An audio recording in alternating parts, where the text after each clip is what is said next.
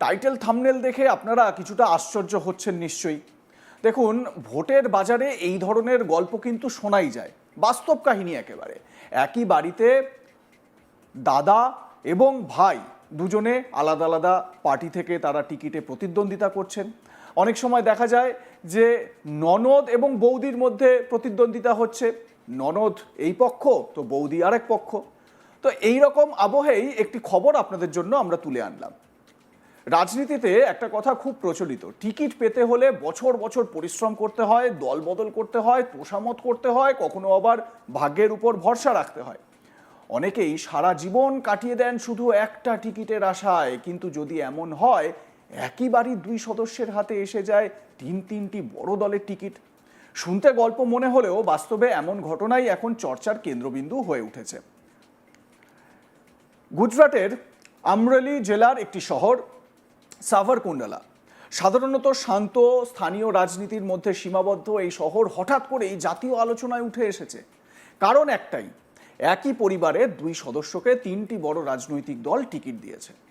এই গল্পের কেন্দ্রবিন্দুতে রয়েছেন পোপট ভাই জামোদ এবং তার স্ত্রী হাসনাবেন জামোদ। পোপট ভাই বহুদিন ধরে বিজেপির একনিষ্ঠ কর্মী হিসেবে পরিচিত ছিলেন, স্থানীয় স্তরে তার প্রভাবও ছিল যথেষ্ট। কিন্তু এবার ঘটনাটা অন্যদিকে মোড় নেয়। কীরকমভাবে মোড় নেয় সেটা আপনাদের জানাই, কিন্তু তার আগে এই যে নমিনেশন ফাইল করার যে প্রসেস, সেই প্রসেস দেখুন কীরকমভাবে চলছে জোর কদমে। এবং ওই পরিবারের মানে ওই পোপট ভাইয়ের পরিবারের সদস্যরা তারা যে যথেষ্ট একেবারে উৎসাহী এই ভোটে টিকিট পাওয়ায়, সেই ছবি কিন্তু লক্ষ্য করা যাচ্ছে।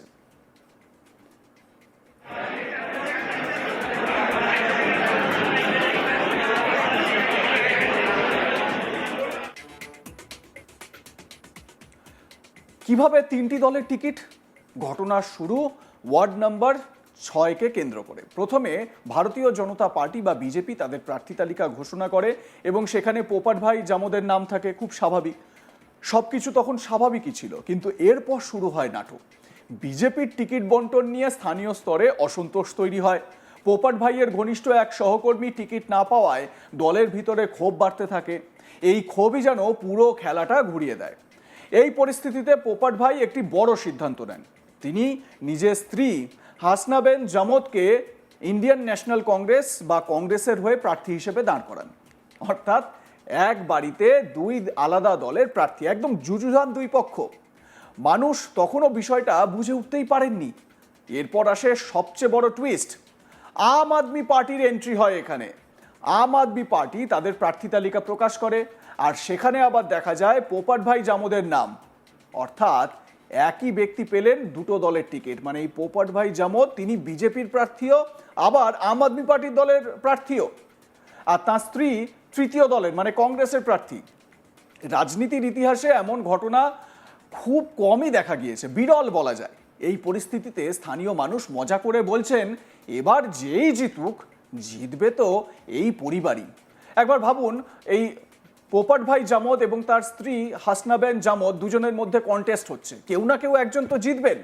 যেই জিতুন না কেন, এই যে বিধায়ক হলে যে সরকারি টাকা, ভাতা, বিভিন্ন রকমের পরিষেবা, টেলিফোন বিল ফ্রি, প্লেনে যাতায়াতের ভাড়ায় অনেক ছাড়, ট্রেনে যাতায়াতে অনেক রকমের সুবিধা, এইগুলো তো এই দুজনেই পাবেন।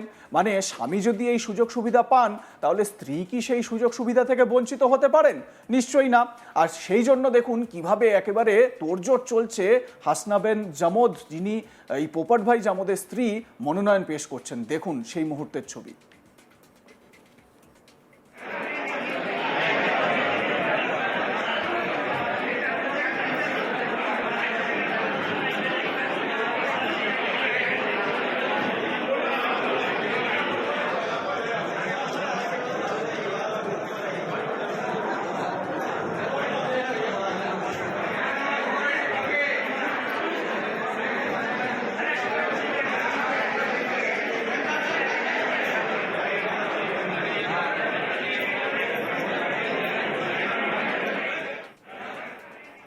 এই কথার মধ্যে যেমন হাস্যরস আছে, তেমনই রয়েছে বাস্তবতা।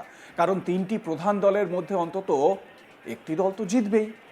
এই পুরো বিষয় নিয়ে পোপট ভাই জামদ নিজেই মুখ খুলেছেন। তিনি জানিয়েছেন আগে তিনি বিজেপির সঙ্গে যুক্ত ছিলেন, কিন্তু সহকর্মী টিকিট না পাওয়ায় তিনি অসন্তুষ্ট হন এবং দল ছাড়ার সিদ্ধান্ত নেন।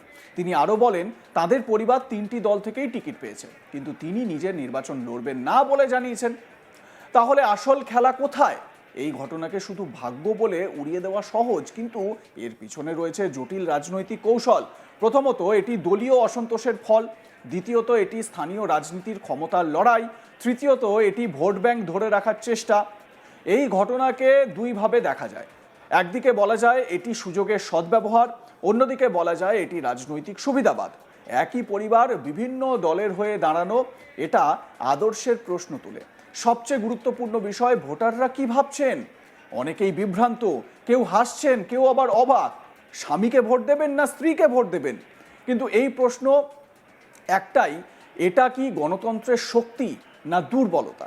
এই বিষয়ে 3টি দলের অবস্থানও গুরুত্বপূর্ণ। বিজেপি হয়তো এটিকে বিদ্রোহ হিসেবে দেখছে, কারণ পোপট ভাই জামদ তিনি বিজেপির প্রার্থী, তাকে ঘোষণা করা হয়, তিনি আবার সেই প্রার্থীপদ বাতিল করে আম আদমি পার্টির যে প্রার্থী তাকে ঘোষণা করা হয়, তো সেটাতে বিজেপি নিশ্চিতভাবে বিদ্রোহ দেখছে। কংগ্রেস এটিকে সুযোগ হিসেবে নিচ্ছে, কারণ বিজেপিকে অন্তত এই সিটে পরাস্ত করার একটা মোক্ষম সুযোগ তাদের হাতে এসেছে। কংগ্রেস কিভাবে সেটা ছাড়ে? তো এই পোপট ভাই জামদের স্ত্রীকেই কংগ্রেস প্রার্থী করে দিল, আর আম আদমি পার্টি এটিকে নিজেদের বিস্তার হিসেবে দেখছে। তারা চাইছে এই সুযোগে আমরা যদি একটু ফায়দা করতে পারি। পোপট ভাই জামদ এমনিতেই বিজেপির থেকে একটু সরে সরে রয়েছেন, বা বিজেপি হয়তো এই পোপট ভাইয়ের থেকে মুখ ফিরিয়েছে, তাই আম আদমি পার্টি সঙ্গে সঙ্গে ক্যাচটা লুপে নিয়েছে। এই ঘটনা আমাদের সামনে একটি বাস্তব চিত্র তুলে ধরে। রাজনীতি এখন অনেকটাই কৌশলের খেলা। আদর্শের চেয়ে বাস্তবতা বেশি গুরুত্বপূর্ণ হয়ে উঠেছে। সোশ্যাল মিডিয়ায় এই ঘটনা নিয়ে হাস্যরসের বন্যা বয়ে গিয়েছে। কেউ লিখছেন এটা রাজনীতি না ফ্যামিলি প্যাকেজ, কেউ আবার বলছেন এক বাড়িতে 3 দল, এবার সাংসদও কি একই বাড়িতে হবে? এই ঘটনা কি ভবিষ্যতে নতুন ট্রেন্ড তৈরি করবে? একই পরিবারের সদস্যরা আলাদা আলাদা দলের হয়ে দাঁড়াবেন? এখনই বলা কঠিন, কিন্তু সম্ভাবনা উড়িয়ে দেওয়া যায় না। সাভার কুণ্ডলার এই ঘটনা শুধু একটি অদ্ভুত কাকতালীয় ঘটনা নয়, এটি দেখাচ্ছে রাজনীতির খেলায় কিভাবে মুহূর্তে পরিস্থিতি বদলে যেতে পারে। আর সবচেয়ে বড় কথা, এখানে হার জিত যাই হোক, জয় কিন্তু একটা পরিবারের নিশ্চিত। শেষমেশ প্রশ্ন থেকেই যায়, এটা কি গণতন্ত্রের সৌন্দর্য নাকি তার সবচেয়ে বড় ব্যঙ্গ? এবারে দেখুন, আপনারা যদি পশ্চিমবঙ্গের রাজনীতিতেও দেখেন, তাহলে নিশ্চিতভাবে এই রকম প্রতিদ্বন্দ্বিতা আপনারা দেখেছেন। দাদার সঙ্গে বোনের লড়াই এরকম দেখেছেন, বা দেখেছেন দেওরের সঙ্গে বৌদির একটা কন্টেস্ট হচ্ছে। নিশ্চিতভাবে এই লড়াই কিন্তু আপনারা দেখেছেন। কিন্তু প্রশ্ন একটা, গণতন্ত্র কি এখানে জিতছে? আপনাদের মতামত কি জানাতে ভুলবেন না। দেখতে থাকুন আজ তাক বাংলা, সাবস্ক্রাইব করুন আমাদের ইউটিউব চ্যানেলটি, বেল আইকন প্রেস করুন নোটিফিকেশন পেতে।